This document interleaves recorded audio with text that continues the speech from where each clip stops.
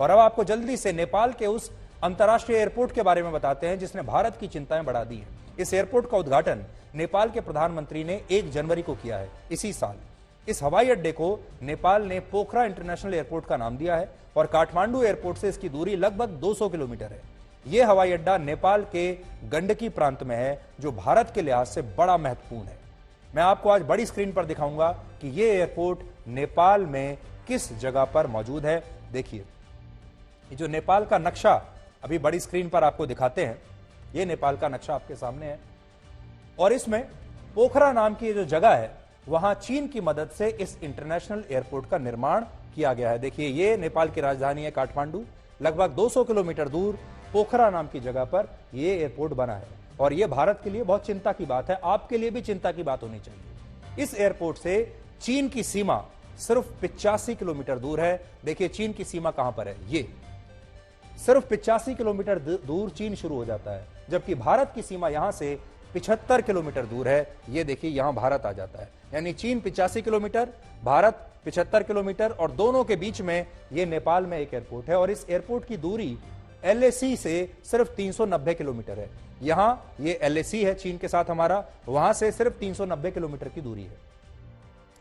भारत के लिए चिंता की बात यह है कि इस इंटरनेशनल एयरपोर्ट का निर्माण चीन द्वारा किया गया है और इसे बनाने में जो 1787 करोड़ रुपए खर्च हुए, वो सारा पैसा नेपाल ने चीन के सबसे बड़े सरकारी बैंक से लोन के रूप में उधार लिया है, जिसे हम एक्जिम बैंक कहते हैं। एक्जिम बैंक से यह लोन लेकर नेपाल ने बनाया है।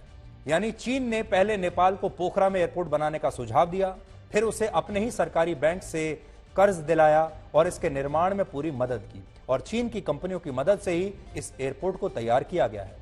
नेपाल जानता है कि वो इतना बड़ा लोन चीन को कभी लौटा नहीं पाएगा और अगर वो ऐसा नहीं कर पाता तो चीन इस एयरपोर्ट को अपने नियंत्रण में ले लेगा और यही वजह है कि अब नेपाल की सरकार ने चीन से कहा है कि उसे लोन की इस राशि को सहायता राशि में बदल देना चाहिए और इस लोन को भूल जाना चाहिए, जबकि चीन ने अभी से अपने इरादे बताने शुरू कर दिए हैं। चीन ने इस एयरपोर्ट को अपने महत्वाकांक्षी project one belt one road का हिस्सा बना लिया है, जो भारत के लिए अच्छी खबर नहीं है, क्योंकि चीन नेपाल में जो कुछ भी कर रहा है उसके पीछे उसका मकसद भारत की घेराबंदी करना ही है और कोई नहीं। चीन जानता है कि नेपाल भारत के लिए बहुत महत्वपूर्ण है और नेपाल के साथ भारत की 1850 किलोमीटर लंबी सीमा लगती है, जो ये आप देख रहे हैं।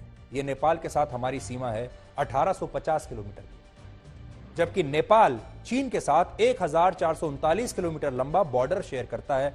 नेपाल की जो सीमा है चीन के साथ, वो आप ऊपर देख सकते हैं, यहां से आपको समझ में आ जाएगा। यानी भारत और चीन के बीच में नेपाल पड़ता है। अब भारत इस सीमा से सिर्फ 75 किलोमीटर दूर नेपाल में यह एयरपोर्ट बना है, जहां से उसके लिए भारत पर नजर रखना और भारत तक पहुंचना बेहद आसान हो जाएगा। इसके अलावा चीन नेपाल में भारत के प्रभाव को कमजोर करना चाहता है, इसलिए उसने 3 करोड़ की आबादी वाले नेपाल को कर्ज और निवेश के जाल में फंसाना शुरू कर दिया है। नेपाल में आज जितना भी विदेशी निवेश है, उसमें सबसे ज्यादा हिस्सेदारी भारत की रही है। नेपाल में जुलाई 2021 तक जितना विदेशी निवेश हुआ, उसमें भारत की हिस्सेदारी 33.3% की थी, जबकि चीन की हिस्सेदारी 14.5% की थी, लेकिन अब वो बढ़ रही है। अगर सिर्फ पिछले 6 साल की बात करें तो नेपाल में चीन ने सालाना निवेश बढ़ा दिया है और पिछले 6 साल से वो नेपाल के लिए सबसे बड़ा विदेशी निवेशक बना हुआ है। नेपाल में चीन के बढ़ते प्रभाव का एक सबसे बड़ा कारण है वहां की अंदरूनी राजनीति। नेपाल की प्रचंड सरकार के पास इस समय 165 सांसदों का समर्थन है, जिनमें 32 सांसद उनके हैं और सबसे ज्यादा 78 सांसद पूर्व प्रधानमंत्री KP शर्मा ओली की पार्टी के हैं। यह नेपाल का अंदरूनी राजनीति का पूरा गणित आपके सामने है। ये ओली का गुट है CPN UML, जिसके पास 78 सांसद हैं, और यहां आप देखेंगे CPN MC, इसके पास 32 सांसद हैं और प्रचंड इसी पार्टी के नेता हैं। तो आप सोचिए, 32 सांसद होने के बावजूद भी वो प्रधानमंत्री बन गए और ओली के पास 78 सांसद हैं, वो अभी नहीं बन पाए। तो चीन नेपाल के साथ वही कर रहा है जो उसने पाकिस्तान और श्रीलंका के साथ किया।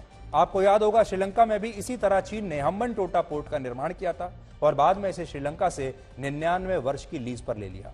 इसी तरह उसने पाकिस्तान में ग्वादर पोर्ट को विकसित किया और उसे 40 साल की लीज पर पाकिस्तान से ले लिया। और आज पाकिस्तान और श्रीलंका चीन के कर्जे में गर्दन तक डूबे हुए हैं और चीन अब यही काम नेपाल के साथ कर रहा है। और इस समय नेपाल में जो सरकार है और जो वहां के प्रधानमंत्री हैं और जो वहां पर अलायंस बना है उसे चीन के समर्थन वाली पार्टी कहा जाता है। वहां के जो प्रधानमंत्री हैं उनका झुकाव चीन की तरफ ज्यादा है, भारत की तरफ कम है। और हो सकता है कि इन दो विरोधी पार्टियों को एक साथ लाने में भी चीन ने एक महत्वपूर्ण भूमिका जरूर निभाई होगी।